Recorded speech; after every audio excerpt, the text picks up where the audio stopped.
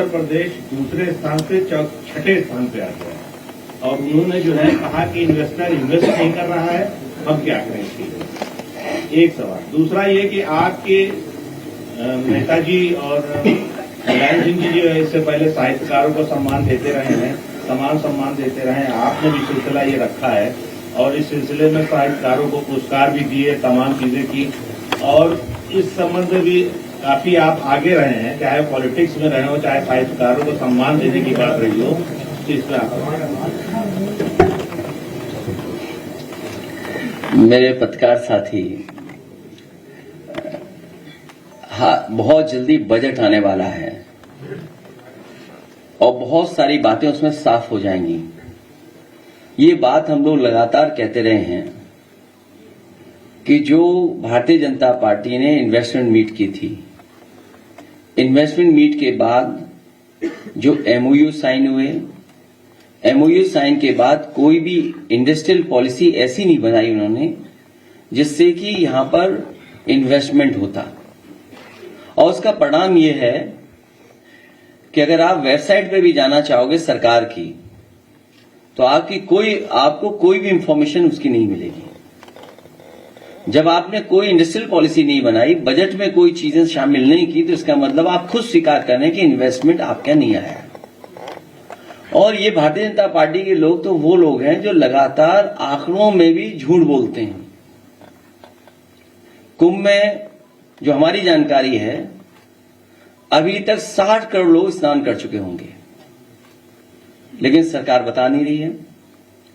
सरकार जानबूझ करके आंकड़े इसलिए कम बता रही है कि कल को एडमिनिस्ट्रेटिव या मैनेजमेंट की कोई स्टडी करना चाहेगा तो जो इनका फेलियर रहा है, जो इनका मिसमैनेजमेंट रहा है, उसकी जानकारी हो जाएगी। ये कुंभ का मिसमैनेजमेंट की स्टडी ना हो, इसीलिए जानबूझ करके गिनती कम बता रहे हैं। हमारा सरकार से अपील है कि बहुत सारे बुजुर्ग 65 साल से ऊपर, 70 साल से ऊपर, वो लोग स्नान नहीं कर पाए हैं। वो स्नान करना चाहते हैं, पुण्य और इस तरह के धार्मिक कार्यक्रमों में शामिल होना चाहते हैं। तो मेरी सरकार से यही अपील है कि एक समय पर 75 दिन का होता था ये कुंभ। सम्राट हर्षवर्धन के समय पर जो कुंभ का आयोजन होता था बहुत लंबा होता था। उस समय जहां दूर दूर से लोग, हर धर्म के लोग आकर के उस कुंभ में शामिल होते थे, स्नान करते थे और दान कर करके भी जाते थे। तो सरकार से हमारी ये मांग है कि इस कुंभ के आयोजन को, क्योंकि बहुत सारे बुजुर्ग लोग अभी स्नान नहीं कर पाए हैं, जब उन्होंने तस्वीरें देखी हैं सड़कों पर जाम की, जो भूखे प्यासे लोग नहीं पहुंच पाए, घंटों गाड़ियां चला करके भी नहीं पहुंच पाए, भगदड़ भी हुई, जाने भी गई, लोग आते समय में भी एक्सीडेंट हुआ, जाने चली गई, जाते समय में भी बड़े पैमाने पे लोगों की जान गई, जिसका आंकड़ा सरकार अभी तक नहीं दे पा रही है।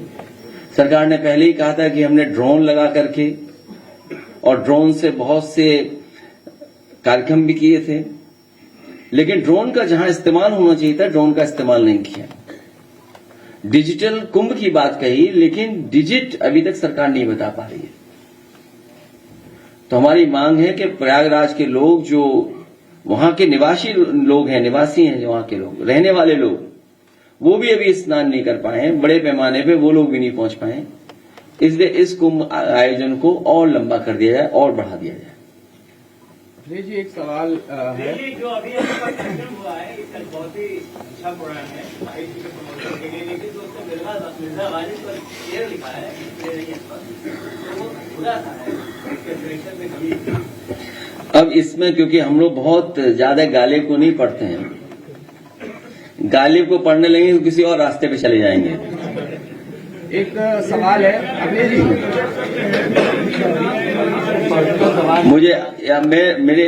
मेरे साथी जो सवाल पूछ रहे हैं, नहीं ठीक है, कोई बात नहीं, अपना ठीक कर देना।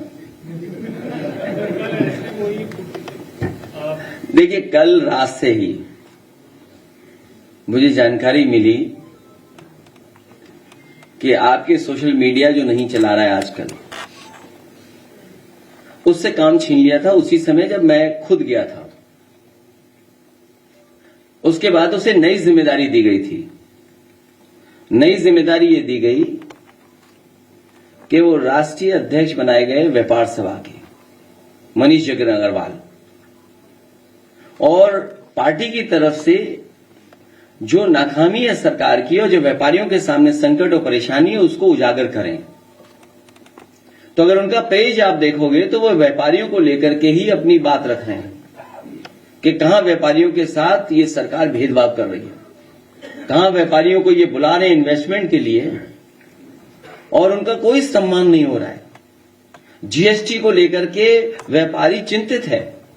जब तक वो जीएसटी को समझ पाता है व्यापारी, तब तक सरकार उस जीएसटी को लेने का तरीका बदल देती है और जीएसटी की वजह से और सरकार की मुनाफाखोरी की वजह से और सरकार के जो इलेक्टोरल बॉन्ड की वजह से हमें और आपको महंगाई का सामना करना पड़ रहा है। अगर आप तीनों चीजों का हिसाब किताब लगाएंगे, जीएसटी जिस तरीके से लागू हो रही है, दूसरा जो उनकी मुनाफाखोरी पॉलिसी है, तीसरा इलेक्टोरल बॉन्ड, इन तीनों चीजों का अगर आप हिसाब किताब लगाओगे तो आप पाएंगे इसी की वजह से महंगाई बढ़ रही है। इन सवालों को लगातार राष्ट्रीय अध्यक्ष व्यापार सभा के उठा रहे थे, लेकिन पता नहीं सरकार को क्या परेशानी है हमारे समाजवादी मीडिया सेल से। और ये पहली बार नहीं हुआ है, पिछली बार भी हुआ था जब हम लोगों को जाना पड़ा था पुलिस भवन में। ये बीजेपी के लोग पूरी पुलिस को बीजेपी का बना दिया है। मैं तो पुलिस से कहूंगा कि तुम वर्दी छोड़ो, वर्दी छोड़ो। समाजवादियों की जो कभी कभी टोपी के बारे में बुला भरा कहते थे, बीजेपी के लोग भी टोपी पहनने लगे हैं, तो वो टोपी लगा करके आप थाने में बैठिए। कमिश्नर वाली प्रणाली का सबसे बड़ा फेलियर आपने अगर कहीं देखा है तो प्रयागराज में देखा है। क्या ये देश और दुनिया में जो बदनामी हुई उत्तर प्रदेश की क्या भूल सकता है कोई? दुनिया का रिकॉर्ड बनाया है 300 किलोमीटर का जाम। उत्तर प्रदेश और मध्य प्रदेश के मुख्यमंत्री लगे थे जाम खुलवाने के लिए। लोग दर्शन करने गए, श्रद्धालु जो पहुंचे मंदिरों में जान चली गई, धक्का मुक्की, कितनी परेशानी हुई है महिलाओं को, बच्चों को जो गए साथ। कहीं वॉशरूम नहीं थे, कहीं पीने की जगह नहीं थी, कहीं खाने पीने का इंतजाम नहीं था। ये वो लोग हैं जो कह रहे हैं कि हम विकसित भारत का सपना देख रहे हैं। इस आयोजन ने इनके विकसित भारत की और जो इंफ्रास्ट्रक्चर तैयार कर रहे थे उसकी पोल खोल दी है, और जो पोल खोलने से डर रहे हैं वही मीडिया सेल पे अटैक कर रहे हैं। और जिस समय पुलिस भवन में हम लोग गए थे एक बहुत सीनियर वरिष्ठ अधिकारी से, क्योंकि वरिष्ठ अधिकारी लगातार सरकार से संपर्क में था, समझौता यह किया था कि भारतीय जनता पार्टी के लोग, भारतीय जनता पार्टी की troll team, Bharatiya Janata party के जो मीडिया सेल देखते हैं, जो फाइनेंशियली उनको सपोर्ट पहुंचाते हैं, लाखों रुपया उनको मिलता है प्रति महीना, वो गलत भाषा या किसी की छवि नहीं बिगाड़ेंगे। वो अपने में सुधार लाएंगे तो समाजवादी पार्टी के लोग भी अपने अंदर सुधार लाएंगे। बीजेपी के लोग अगर गलत शब्द इस्तेमाल करेंगे तो समाजवादी पार्टी के लोग भी उसी तरह का जवाब उनको देंगे। और समझौता ये हुआ था कि बीजेपी का एक भी आदमी सोशल मीडिया पर व्यवहार खराब नहीं करेगा, और अगर हम सूचना देंगे तो उस पर एफआईआर दर्ज होगी। हम लोगों ने जितनी भी एफआईआर लिखाई हैं, एक पर भी इस सरकार ने कोई कार्रवाई नहीं की है। मैं फिर दोहराता हूं कि समाजवादी पार्टी ने जो जो शिकायतें की हैं, एक पे भी कार्रवाई भारतीय जनता पार्टी ने नहीं की है। और भारतीय जनता पार्टी के पेड लोग लगातार समाजवादी पार्टी के लोग नेताओं के बारे में व्यवहार खराब करते हैं, भाषा का गलत इस्तेमाल करते हैं। ये सरकार आवाज दबाना चाहती है। हमारे पत्रकार साथी भी जानते होंगे कि उनको कितनी डांट पड़ती है। एक पत्रकार साथी मुझसे एयरपोर्ट में टकरा गया, बड़े प्रतिष्ठित चैनल है, उसको भी अभी तक डिजिट नहीं पता है। अभी तक डिजिट नहीं पता है। मैंने कह दिया कि सरकार खुद ही डॉक्टर बन जाती है, खुद ही ट्रैफिक के वो बन जाते हैं, सरकार खुद ही जिम्मेदारी ले लेती है सब बातों की। सरकार के मुखिया सुना है, उसको बहुत डांट पड़ी। आप मुझसे बेहतर जानते होंगे कि आपकी परेशानी क्या है, क्योंकि सब चैनल कैपिटलिस्ट लोगों के हाथ में चले गए। कोरोना कोविड के टाइम्स के बाद से आपका वेतन नहीं बढ़ा है, ये परेशानी हम लोग जानते हैं आपकी। अगर आप भी सच दिखाओगे तो आपको भी बहुत परेशानी तकलीफ का सामना करना पड़ेगा। और एक हमारा चैनल साथी लगातार जो सरकार को पता नहीं क्या है, अगर विपक्ष ये जानकारी दे रहा है, ये हमारा पॉजिटिव एटीट्यूड है कि आपके मिसमैनेजमेंट की बात हम बता रहे हैं। अगर हम उनको जानकारी दें उसमें भी परेशानी है उनको, अगर बताएं कि ये कमी रह गई है तो परेशानी है। आपने कहा था 100 करोड़ लोगों का हमारे पास इंतजाम है, वो सब रिकॉर्डेड है। आज के समय पर कोई भी चीज आप छिपा नहीं सकते हैं। आपने कहा वो रिकॉर्डेड थी। सोचिए 100 करोड़ का आपने इंतजाम किया हो और आप पे कुछ करोड़ संभाले नहीं गए। कितनी बड़ी घटना हो गई, आज भी सूची नहीं है, आज भी नाम नहीं है। जो लोग खोए हैं उनकी भी जानकारी नहीं है। चैनल्स में दबाव बनाया जा रहा है कि खबर नहीं चलाएंगे, आप न्यूज नहीं चलाएंगे। ऐसी खोया पाया केंद्र नहीं मिल रहा है लोगों को। सोचिए आप, संत गुरु संत जितने महापुरुष लोग आए थे, ये हमारे धरती के देव हैं जो आए थे कुंभ में। उनसे रौनक बढ़ती है, शोभा बढ़ती है कुंभ की। उनके प्रति क्या व्यवहार है अगर सच बोल दिया किसी ने तो। और जितनी गंदगी, जितना कुछ मिसमैनेजमेंट देखा, शायद ऐसा कुंभ में कभी नहीं हुआ। ये भारतीय जनता पार्टी ये प्रयास कर रही है कि कुंभ भी यही लेकर के आए, कुंभ का आयोजन भी यही कर रहे हैं। पहले कभी कुंभ भी नहीं होता था, सोचिए आप। और 144 साल वाली बात, कोई भी जो साइंटिफिक चीजों को समझता होगा, एस्ट्रोनॉमी की जिसके पास जानकारी होगी, कभी स्वीकार नहीं कर सकता है। वो भी फर्जी कहानी थी इनकी। आज के समय पर तो आप झूठ बोल रहे हैं, आप आज के समय पर धोखा दे रहे हैं।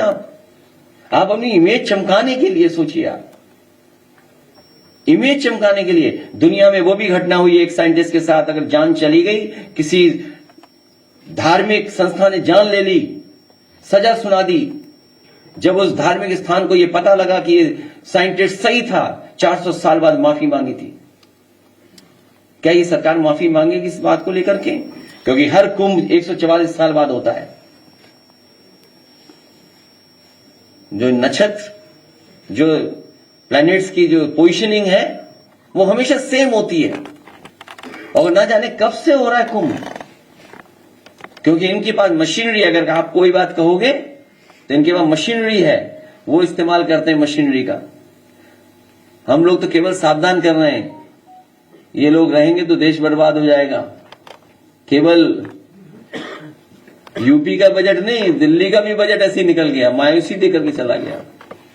जब उन्हें पता लगा कि मायूसी आ रही है, इससे कोई जनता को लाभ नहीं पहुंचा, तो सोचिए कौन सा बिल लेके आए, वक्फ का बिल लेके आए, जिससे जनता का ध्यान हटा दें।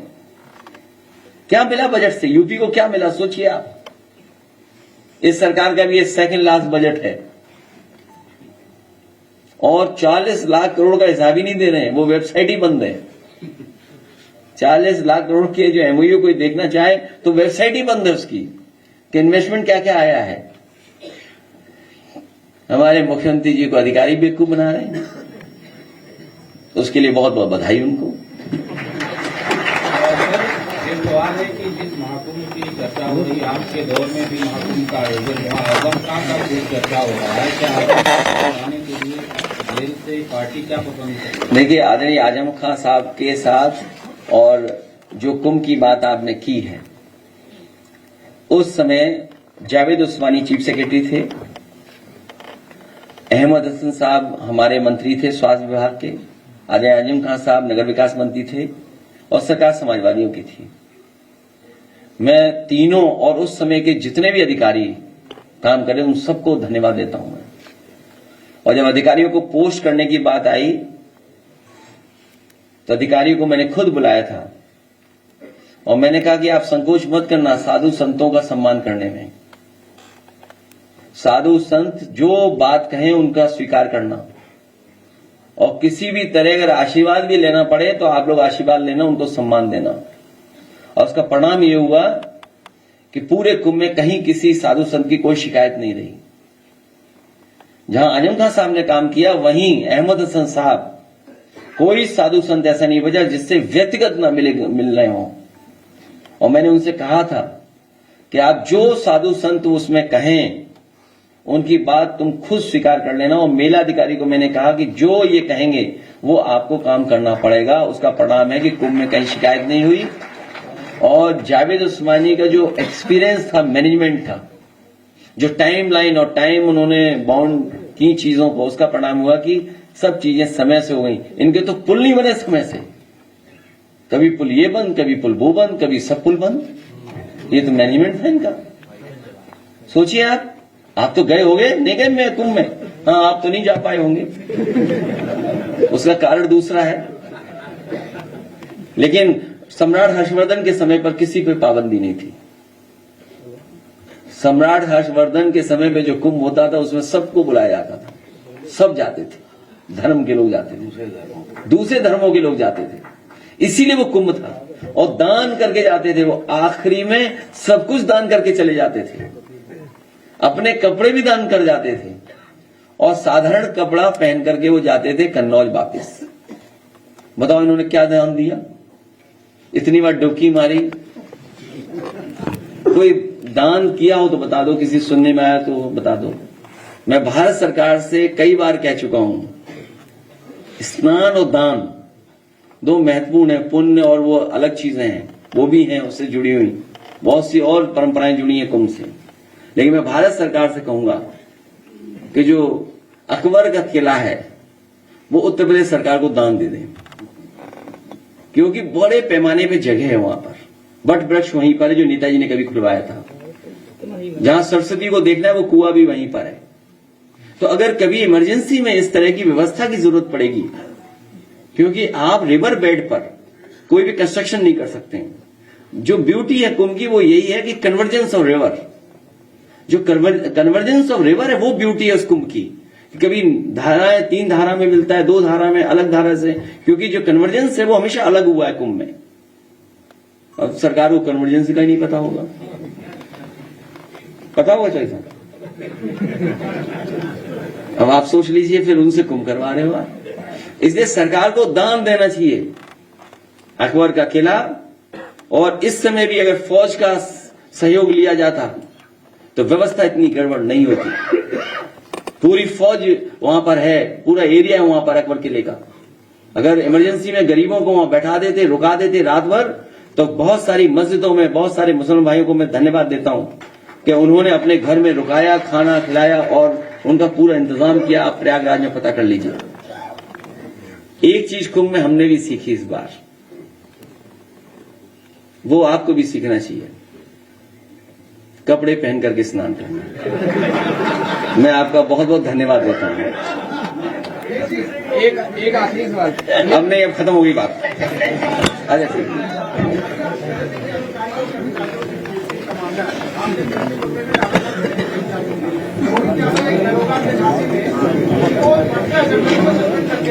देखिए, ये सरकार अन्याय कर रही है।